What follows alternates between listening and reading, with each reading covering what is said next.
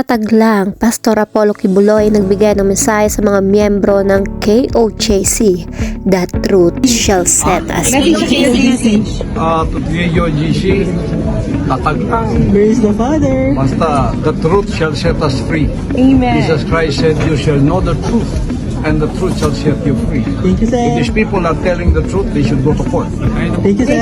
Guys, hello guys, it's me again, Rampadorang Inday Vlog. Rampadorang Inday Vlog, kaya Hello guys, it's me again, Rampadorang Inday Vlog. Hello guys, nagbigay nga ng pahayag itong si Pastor Apollo Kibuloy sa kanyang mga miyembro sa Kingdom of Jesus Christ or KOJC matapos isang pagdinig kung saan lumutang ang mga akusasyon laban sa kanya.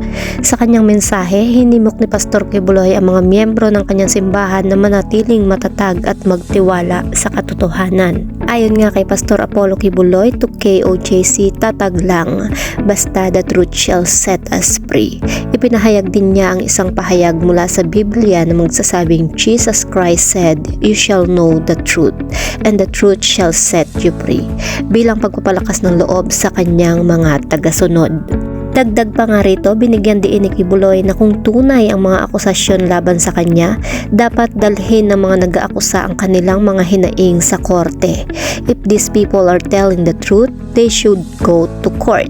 Saad ni Pastor Kibuloy, pinanindigan niya ang katotohanan ay magbibigay ng kalayaan sa kanila at hinamon ang mga nagpaparatang na magsampa ng mga kaso kung talagang mayroong katotohanan sa kanilang mga sinasabi. Sa harap nga guys ng mabibigat na aligasyon, patuloy ang pagpapahayag ni Kibuloy ng kanyang pagiging matatag at kumpiyansa sa katotohanan, kasabay ng pagtawag sa kanyang mga miyembro na huwag bumitiw sa kanilang pananampalataya. Dahil nga sa binitawang salita na ito ni Pastor Kibuloy ay muling kumapit at nabuhayan nga ang KOJC members. Kung maririnig nga natin ang kanilang mga binubulong ay mararamdaman natin ang kanilang pagmamahal nga dito kay Pastor Apollo Kibuloy. So that's it guys, kung ikaw ay isa sa mga naniniwala dito kay Pastor Apollo Kibuloy, i-comment nyo na kung ano yung inyong mga komento, kung ano yung inyong mga suggestion at kung ano yung inyong mga reaksyon dahil sa kanyang binitawang salita na ito.